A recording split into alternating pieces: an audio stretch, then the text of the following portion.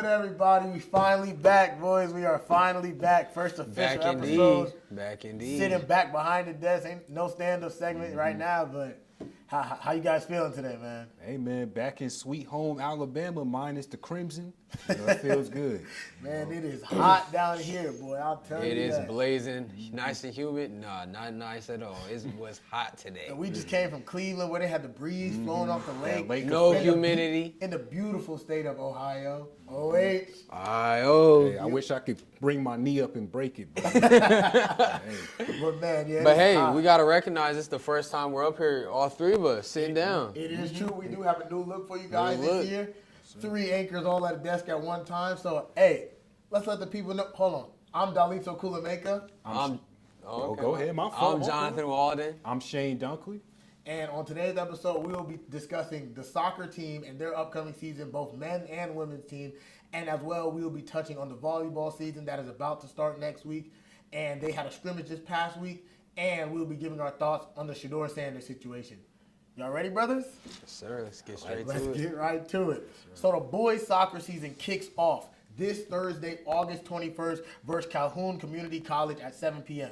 It is a home game, and the boys, we went to the practice earlier this week. They look ready. What do you guys think? They look pretty locked into me, Shane. They look pretty locked into me, Daliso, man. We were able to see their skills, being able to dribble the ball, kick it into the goal, some passing drills. Just it looks like they're pretty excited to be back at school and be able to enter the season on some high hopes, some good energy, and hopefully we can bring some W's with that energy. I agree. I'll tell y'all this. When you see it on TV or YouTube or wherever you're watching the soccer game, like they look athletic enough on camera, but when you're actually in person in front of the game speed, you could tell how really athletic and you know, I don't want to start any arguments, but I feel like soccer players, men and women, are the most athletic people on campus. On campus? On campus. Yeah, More than basketball players? Yeah.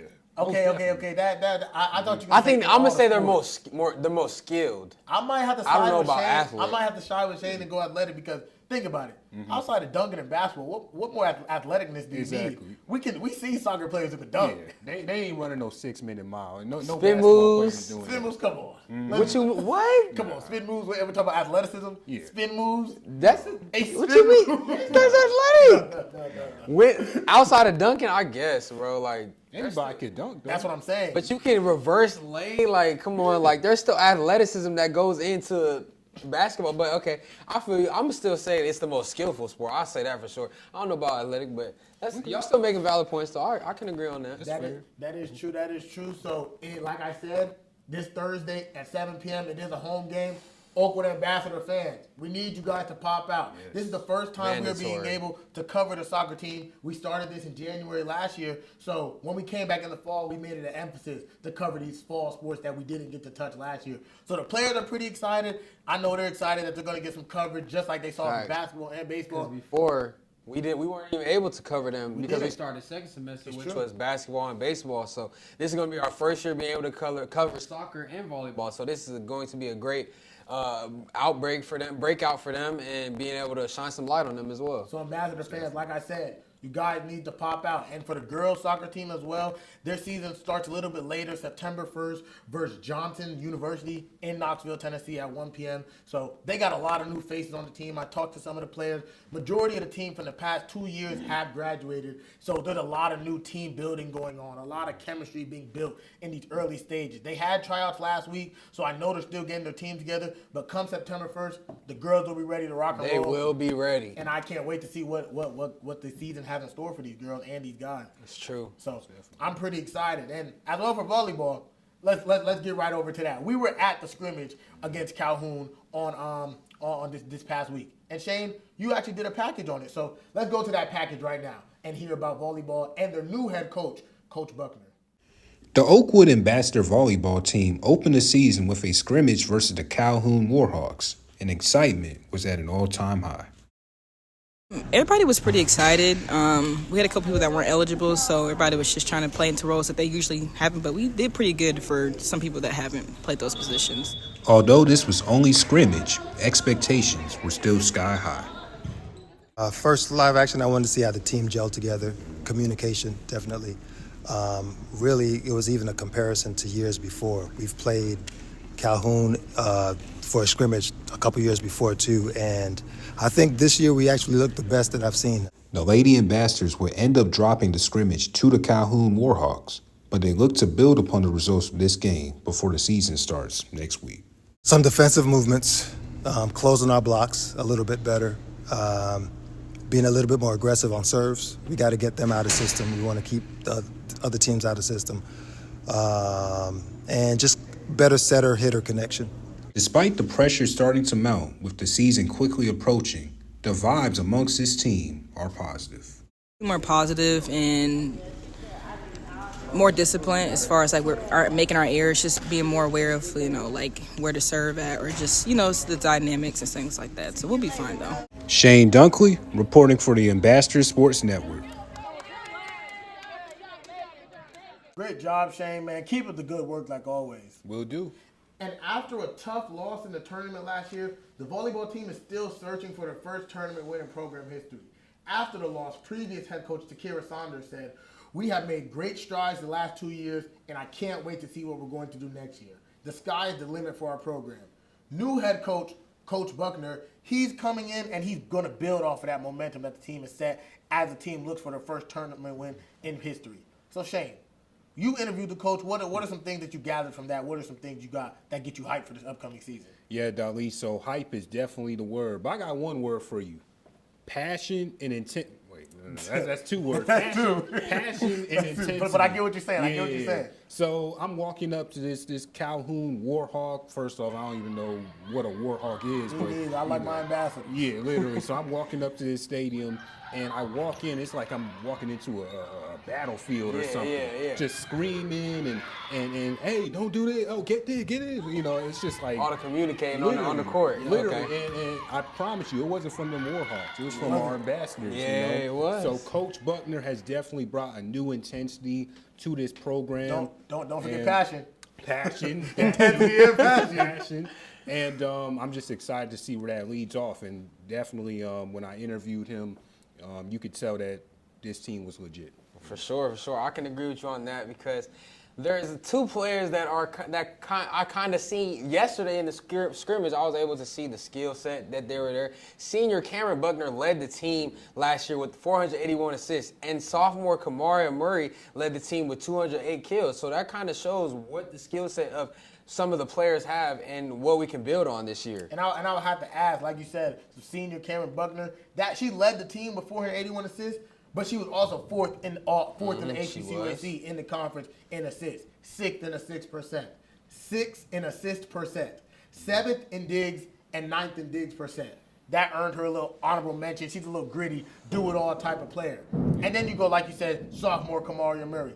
At the time, she wasn't even a sophomore. She was a freshman. So coming to the team, she made second team all-conference. Right, coming to the team and bringing the energy and the skill set as a freshman is very impressive. And we were able to see her kill yesterday. She did a great job serving, killing and blocking, doing all over the floor. So she was a great asset to our team, and we're excited to see what she has in store for us. You got to censor that, man. Killing. Oh yeah. Not real killing, y'all. It's just a volleyball term. That's the term for when they hit them strikes. You know what I'm saying? And they was doing that yesterday. Right. So, and that brings me to some things.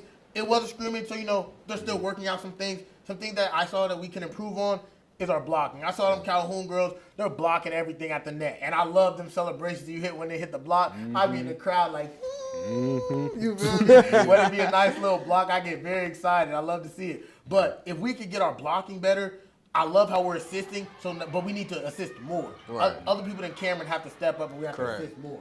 When we do that and our other players finish the assist, and I love how we're diving for balls, I love the digs, and I just love everything that the team is doing in terms of, like you said, intensity and passion and hustle and grit. All those things are beautiful, and by the time the season starts next week, this team is going to be amazing to watch, and I can't wait. This team is definitely going to be amazing to watch, and just everybody keep your eye on senior Cameron Buckner and sophomore Kamari Murray because they are going to be a great dynamic duo this year. And I got to say, when I was interviewing Morgan, she said a lot of the players were playing out of position because, some players were ineligible. So imagine if we get everybody on the squad, ready. Right. Once those players get back, look, I got this date marked on my calendar.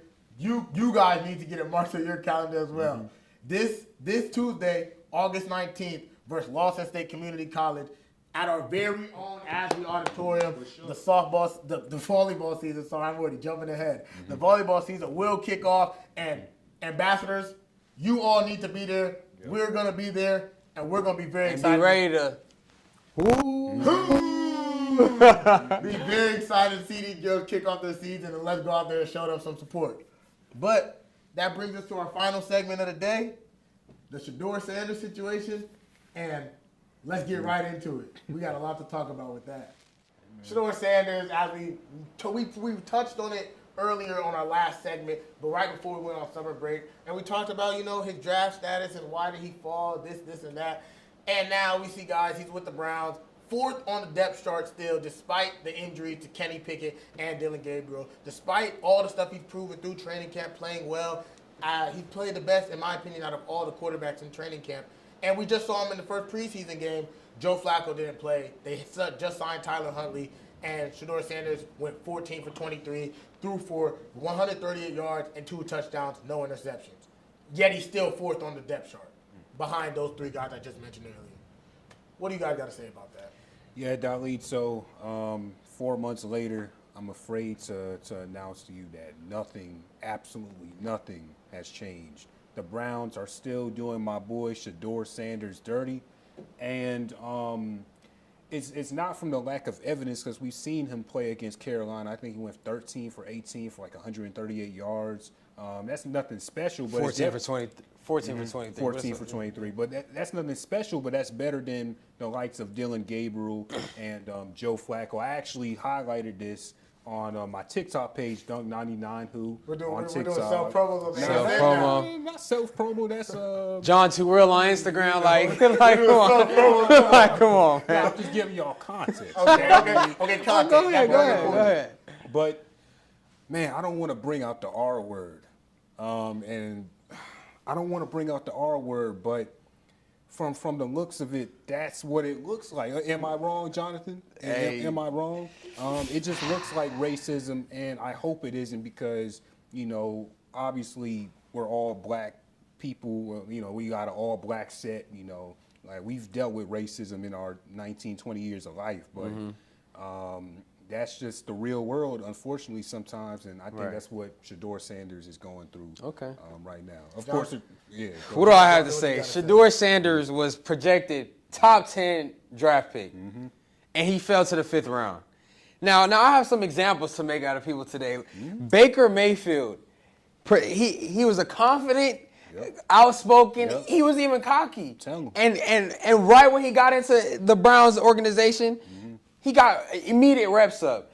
Projected to be, he was number 1 on the depth chart, I believe, or maybe even number 2. Nah, he was number 1. He was the number 1 draft. He was number 1 draft for sure. For sure. Especially not Johnny Manziel. Crazy off-field problems. Johnny Football. Crazy off-the-field problems. And he was still, distractions, inconsistent play. No. And he was still able to get in that quarterback room and be treated the way he needed to be treated. And 2 things in common that those 2 players have with Shedeur. Rich parents. This is all the Browns organization. Exactly. So the Browns have dealt with players like this before, and they've shown them favor and given them starting spots. No. Those boys did go out and earn it. But still, I believe Shedeur has earned it as well. And with the quarterback room that I'm seeing, 40-year-old refrigerator, as in Joe Flacco. Born in the 80s. We got a QB from the Pittsburgh Steelers that struggled over there. Don't forget his Then we have, we have Dylan Gabriel, who clearly isn't as talented as Shedeur. Super Bowl champion Kenny Pickett. Come on. I guess, Super Bowl champion Kenny Pickett. Fake. That's propaganda. Philadelphia Eagles. I'm not hearing that. And then we have Tyler Huntley. I mean, I'm not gonna do him that bad, because he's had some good play. But nobody. He's a Pro Bowler. He is a Pro Bowler. Oh, yeah. But I say all this to say he played in a preseason game and threw 14 for 23, 138 yards, 2 touchdowns, and 0 turnovers. Literally. And that to me is enough for you to at least go up higher on the depth chart. He should be number 1. It's crazy. I don't know about number 1, but what I will say is it's proven enough for him to be above the guys who are injured and can't literally 100%. play in the preseason right 100%. now over Dylan Gabriel and Kenny Pickett, who are struggling with injuries right now. So I don't know if he's proven enough, because Joe Flacco, let's be serious, Shedeur was drafted in the 5th round. So, like, Joe Flacco, he going to start. We know how it goes. He'll start the first 5 games, lose a couple, fans going to clamor for Shedeur to come in, and Shedeur's going to come in. But I believe he should at least be second on the depth chart, above guys who literally are not playing. They brought Tyler Huntley off the street because Dylan Gabriel and Kenny Pickett can't play because they're injured right now. But sorry, Delisa, what I don't want happening is, of course, Flacco playing the first 5 games and, you know, him getting injured or benched or booed out of Cleveland. You know, what I don't want is Shedeur coming into a situation where the Browns are 1-6 and, you know, they're just awful, and you know, Shedeur gets thrown behind a terrible old line, no weapons offensively, and you know, the owner and the fans that are haters are like, "Oh, I told you so."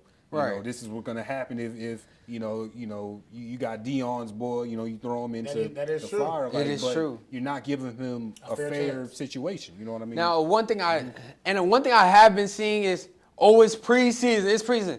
If Shedeur went out there and threw for 50 yards and 4 interceptions, you wouldn't be saying, it's preseason. You would be saying he is not what y'all said he was. So we're going to talk about this 14 of 23, 2 touchdowns, 138 yards. We have to stop this. We have to stop. When is this going to stop?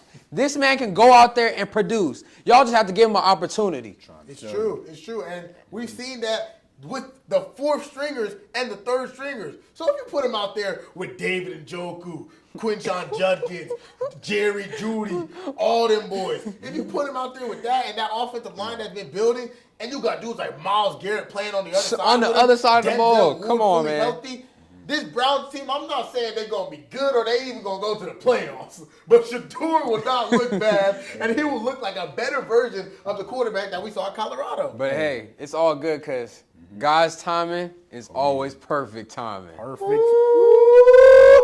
Well, you like that. I didn't want to say another word after that one. End it right there. Go ahead, Shane. Go ahead, Shane. So thank y'all for joining us on this first official episode of the ASN. We had a fun time here. We look to cover, you know, the Cleveland Browns and all your favorite teams and Oakwood Shout out to sports. Raiders, man. It's on time. Chiefs Nation. I don't even got to say nothing. You know what I mean? I don't know where Tell them. Hey, rise up, Atlanta. Hey, but thank y'all for joining us. We'll see y'all next week, and rise up. You know? Thank you for watching the Ambassador Sports Network. Make sure you like, comment, and subscribe, and tap that bell so you're notified every time we post.